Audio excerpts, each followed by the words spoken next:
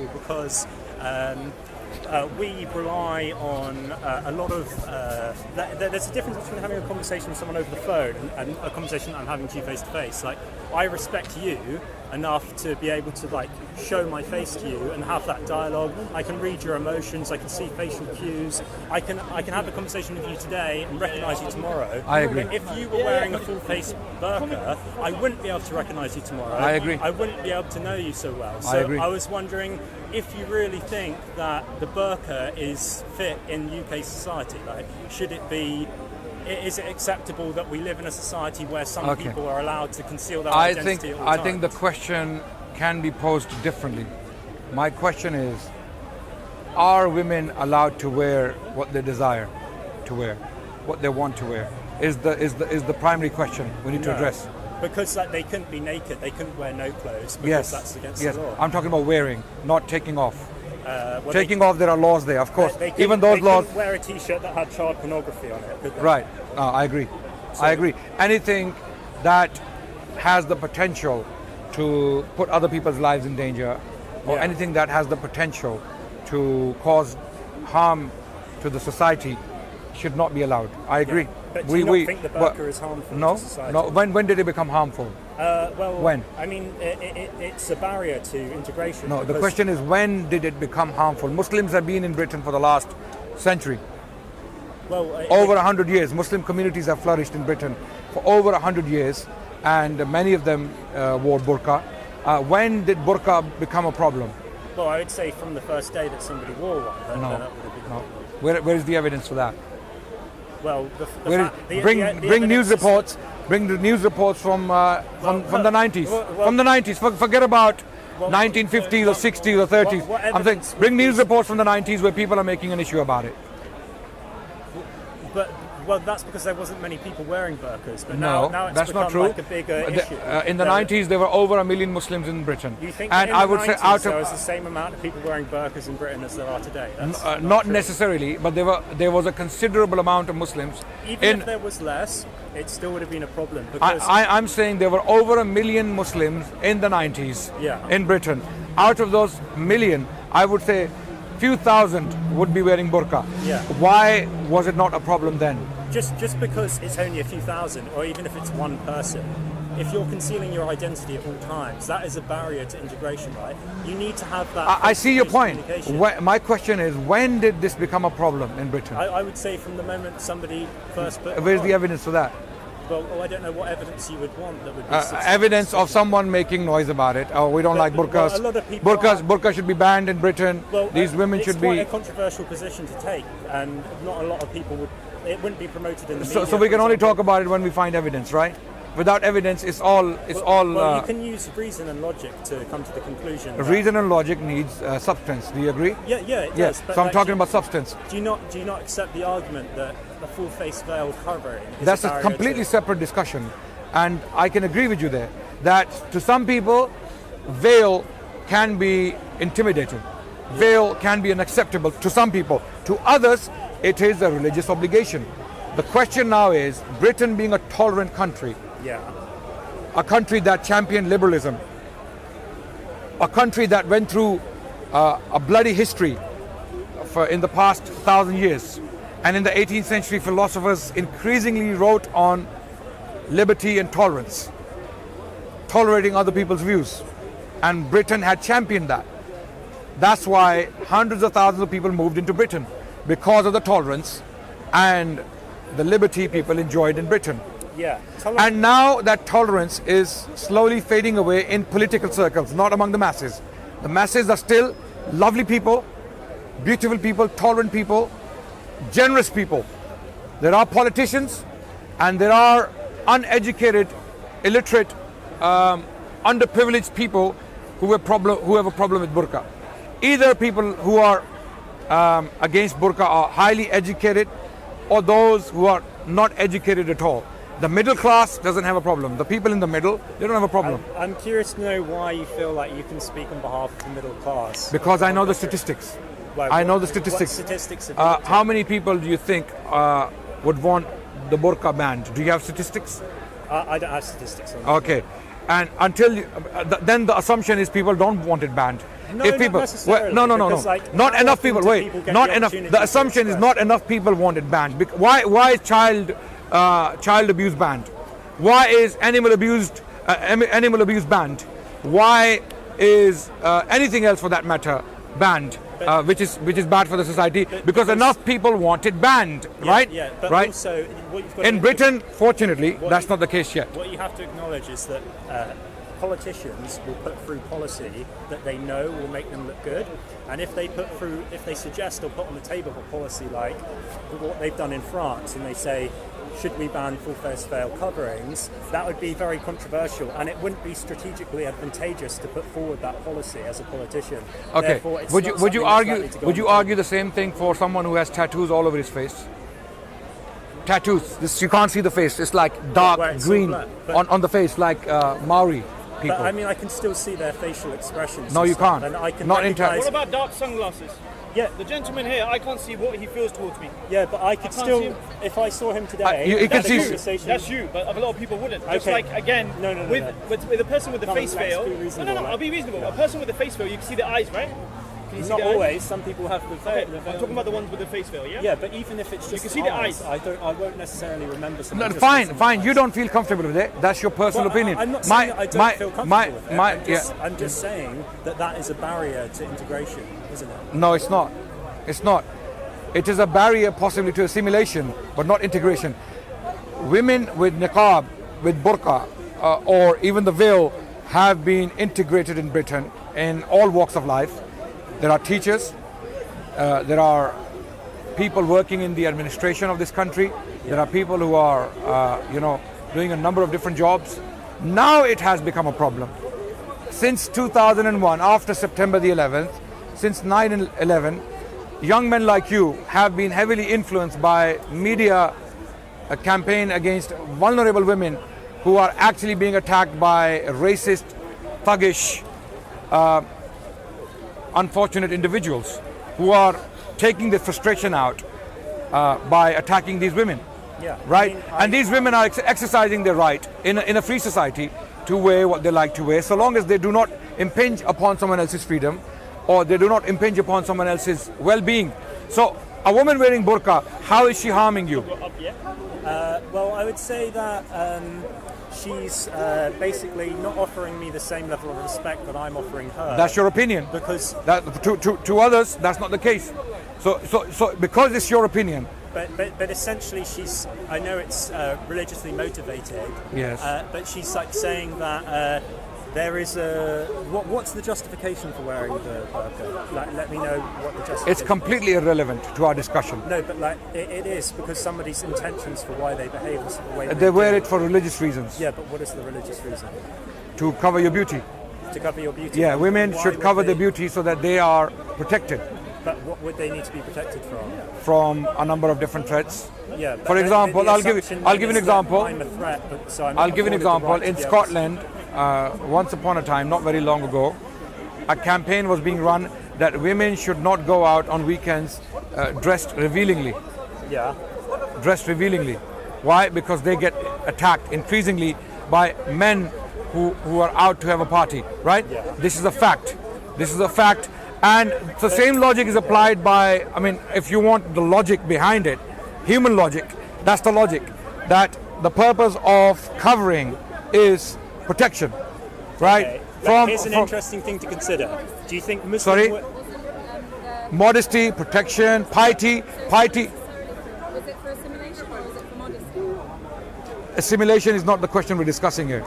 We're discussing integration. Integration and assimilation are two different things. Assimilation means becoming one with others, right? That's impossible. That's impossible. Can the English people assimilate into the Saudi society when they work in Saudi Arabia?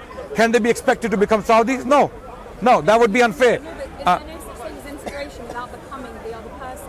Whereas you can work together in a cohesive society. Integration, in my opinion, means respecting other people's right to live by their own principles, so long as those principles do not impinge upon other people's. Side by side each other. Yes, absolutely. That would be integration, in my opinion. Absolutely. No, talk to each other, converse with each other, mix with each other. No, Becoming the other But do I have to go to pub to integrate?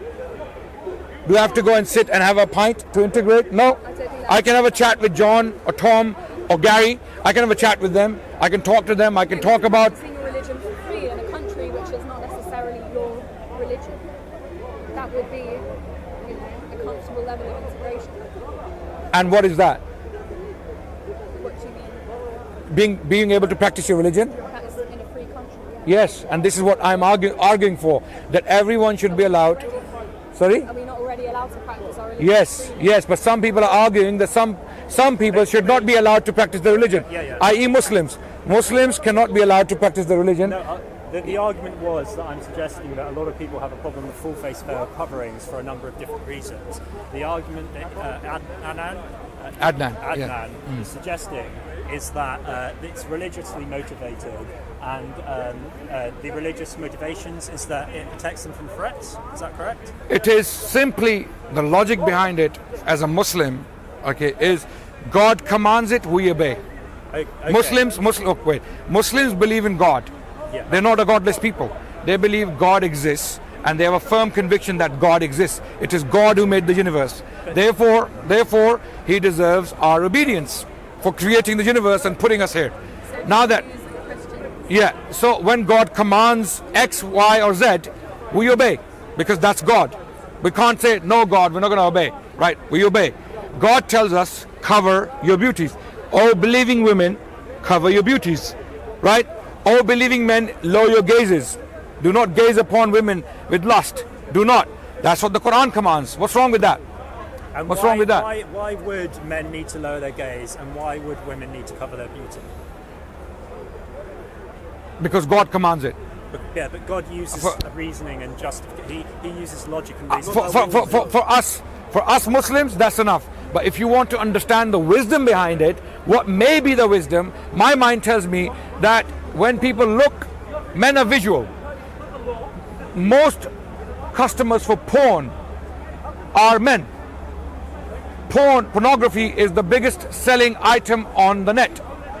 The largest amount of searches on Google are what? Porn. Who is searching? Men. What are they searching? Particular bits of women. There are certain bits of women that stimulate most men, unless there is some strange pervert who likes the toes or the knees or the nails. Generally speaking, men generally they are searching the same things, right? It is those things God wants us to cover, because those things are the ones that stimulate men into doing things that are not legal. For example, rape is a big problem. I'm not saying rape is caused because of looking. Don't get me wrong, because some people jump to conclusions. I'm saying that rape is a reality in our societies, unfortunately. More so in the West, because it is recorded. We know how many rapes are taking place. And they have reached a pandemic level in Britain. To cure that, it wouldn't be for women to cover up. No, not necessarily. No. One of the solutions, one of the preventions is not, according to me, in Scotland, not very long ago, I gave an example earlier, that they were running an ad on TV in Scotland that women, when they go out on the weekend, should not dress too revealingly. Why? Because they are likely to get abused like that on weekends. Most rapes in this country. Also be advertising men should control their animalistic. Absolutely. Thank you. This is exactly what the Quran says. You men, look down. Don't look at the bits. Yes? And women, try not to expose your bits for them to look at them. You understand? The argument is essentially that the burqa offers a level of protection, right? No, that's not the ultimate reason. It is a number of things. Okay? That's the rationality of it. If you want me to rationalize it, I would be able to do it that way. But for us as Muslims, we simply obey God's command. Okay, but right? Us as non-Muslims, we can't just accept the argument that it's God's command. We have to understand the reasons behind it. I agree. So if you're saying it's protection, my question then is, do you think that women wearing the full face veil are experiencing less, do you think that if they remove their full face veil, they'd experience less attacks than if they had them on? Absolutely. Because I think that the ones who are wearing the full face veil are actually attacked. Let me give you an example. The ones who aren't. Don't believe me. It's a Don't believe me. contradictory argument. Don't believe me. There was a social experiment done in the US. It's on YouTube. Okay, and just put hijab social experiment. Yeah. Hijab social experiment. There was a lady they chose, and she was a beautiful lady, evidently beautiful, and she was put on this Muslim clothing on her, hijab and what we call jilbab, the loose dress. And she walked the streets of New York, and hardly anyone whistled or passed remarks or comments. Same video, same woman, they took off the hijab, and she was in a tight t-shirt, in a tight jean, her figure was showing, and they filmed her. The person filming was in front, so that people don't know this is being filmed. Every single person, nearly every single person, either whistled, passed a remark, or said something sexual to that woman. This experiment, I mean, you don't need Islam and Muslims to explain this. This is a socially accepted reality. Women who are revealingly dressed are more likely to be approached by other men. Women who are dressed in a religious setting or in a religious clothing, how many of you will actually go and try it on a nun? It's a question. How many of you, men, I'm asking men, if you saw a nun with beads in her hand, with a cross hanging from her, and she's dressed in a nun's suit, how many of you will actually go and say, can I have your number? Hey, sweetie, right? Will you whistle? No, you're not going to do that. But if you see a woman in a very tight clothing, right? Obviously, you know what I'm talking about. I don't have to go in details, right? So this is my argument. Socially speaking, it is well established that women who dress revealingly are more likely to be approached by men. Hence, they are more likely to be touched, abused. Did you know? I mean, last point. Single her out. Last point. She's not wearing anything revealing, but she's not covering her face. Yes. And like it's like just because you expose your face, that doesn't mean that you're being revealing. Like your face is like still very modest. I agree. So like you can still be very modest and have your face. Now that I have explained the rationality behind it, that's the rationality. You can accept it, you can reject it. The question is now, if women want to cover themselves out of modesty, out of rationality, out of religiosity, are they allowed to do so in a liberal society? Should they be allowed to do so in a liberal society? Okay, if they are not allowed to do so, is that society truly liberal? Is the question. Well, the thing is you've got to consider is like how far can you tolerate certain things? So you can't. You've got to have one rule for all and not one rule for some and that's one communism. For others. That's communism. Well, that's not liberalism. Not necessarily, but when it comes to your identity and how you interact and function in society, if I went around with a face mask all the time, or if there was like a group of individuals who went around with like hockey masks all the time, do you think that they should be banned, or do you think they should just be allowed to carry on? If people like with a full-on face hockey mask. I'll give you a better example. Balaclavas. If people are walking around with, no, they should not be allowed, because they do not have the reasons to wear those balaclavas. They can't. It's not part of the religion. They're wearing it possibly for some sinister reason, right? Is it illegal, Max? Yeah. Is balaclava illegal? No, it's not. It's not illegal because you can wear a balaclava and walk around. But that's a different. That's a different question. But you would be intimidated. You would be intimidated if you saw. I agree, 100%, Max. I agree that if you saw someone in a balaclava, you would be intimidated. You would be thinking, if two people are standing there like that, looking at me in a balaclava, I would be. Hold on, let me find an exit route, right? I would be intimidated.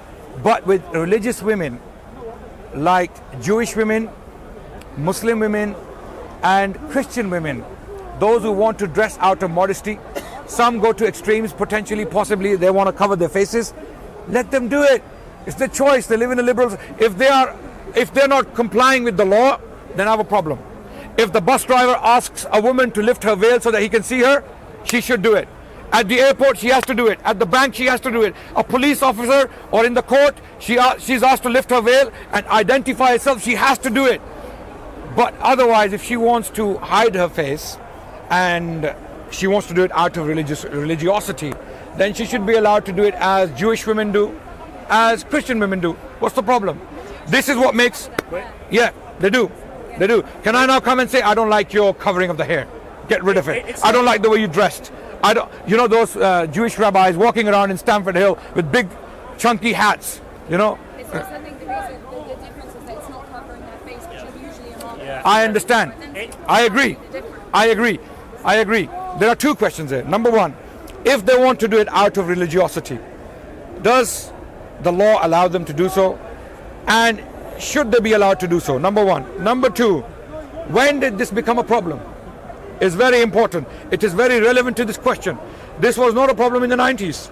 There were women walking around in Bradford, in Leeds, in Leicester, more so. Consider this: if 50%, if all let me of finish the my point. women in society wore full-face veil coverings, Yes. how do you think society would change? It would change Saudi Arabia, much for the worse. Saudi Arabia, Dubai, Qatar. Yeah, Qatar. do Wait, you think Qatar. that would be a preferable? Qatar is one of the most advanced countries in the world. Have you been to Qatar? No. Okay, go to Qatar, and you will see there are women walking around with veils. Okay, they are living in a perfectly peaceful society. No one is intimidating them, and no one is intimidated. It is the issue of tolerance. How far are we willing to go to tolerate other people's views and their religions and their well-being, or even their being, for that matter? If I don't like the way you have your hairstyle, and you don't have a beard, okay, and the way you have this T-shirt, right? Do I have the right to ban it? No. But It's that's your not choice. You want infringing on my rights. Whereas if someone covers their face, that's infringing on my right to know who I'm speaking to. No, that's because not your I have right. no idea who I'm speaking with. No, I? you can ask. Because I could have a conversation Ask. with someone. You can ask. It is not. Is it What, your right? So I'm supposed to go No. and ask, are you the person that I No. was speaking with? Wait. Have an accent and a tone of voice and a body language as well, and Yes. eyes. Yes. You can recognise someone in What about on your phone? Do you ask for FaceTime? Well, I've got someone's number, so I know who that person is.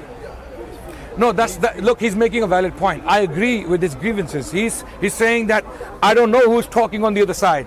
The person is hidden.